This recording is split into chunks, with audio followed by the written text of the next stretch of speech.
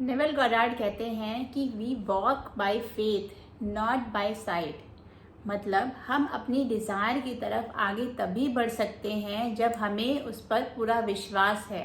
लेकिन अगर हम अपने सेंसेस के थ्रू अपनी फिजिकल रियलिटी को देखेंगे, उसकी कंडीशंस को देखेंगे, तो हम अपनी लाइफ में अपनी डिज़ायर की तरफ कभी आगे नहीं बढ़ पाएंगे। क्योंकि जब हम अपनी सेंसेस पे बिलीव करते हैं तो हमारे सेंसेस तो हमें अपनी फिजिकल रियलिटी की उन्हीं चीज़ों को दिखाते हैं जो हमें ये एहसास दिलाती हैं कि हम अपनी डिज़ायर को अपनी लाइफ में मैनिफेस्ट नहीं कर सकते।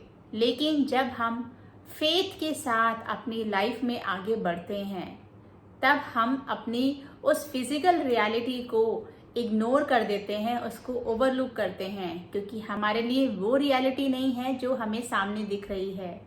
हमारे लिए तब वो रियलिटी होता है जो हम अपनी इमेजिनेशन में देखते हैं।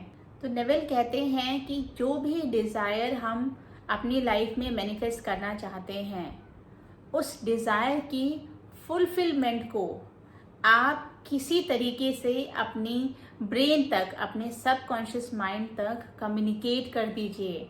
और उसका सिर्फ एक ही ज़रिया है, आपकी फीलिंग। और फीलिंग कैसे क्रिएट होगी? आपकी इमेजिनेशन के थ्रू। और उसकी कंडीशन ये है कि अपनी इमेजिनेशन में आपको खुद को एक्ट करते हुए देखना है, तभी आप फीलिंग क्रिएट कर पाएंगे। और वो फीलिंग के थ्रू आपकी डिज़ायर आपकी सबकॉन्शियस माइंड को कन्वे होगी, और तब आपका सबकॉन्शियस माइंड आपकी उस डिज़ायर को आपकी लाइफ में मैनिफेस्ट करेगा। ऐसे ही आप भी अपनी इंटेंशन सेट कीजिए, अपनी डिज़ायर बनाइए और उस डिज़ायर के लिए पॉजिटिव रहिए। फेथ रखिए कि वो डिज़ायर आपकी लाइफ में मिलेगी।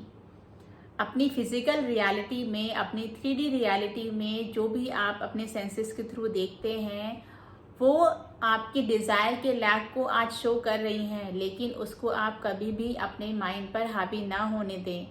आप अपने इमेजिनेशन में अपनी डिज़ायर फुलफिलमेंट को फीलिंग के साथ इमेजिन करिए और उसमें परसिस्ट रहिए, जिससे आपकी वो फीलिंग आपके सबकॉन्शियस माइंड तक कम्युनिकेट हो जाए और फिर आपका सबकॉन्शियस माइंड आपकी उस डिज़ायर को आपकी लाइफ में मैनिफेस्ट कर पाए।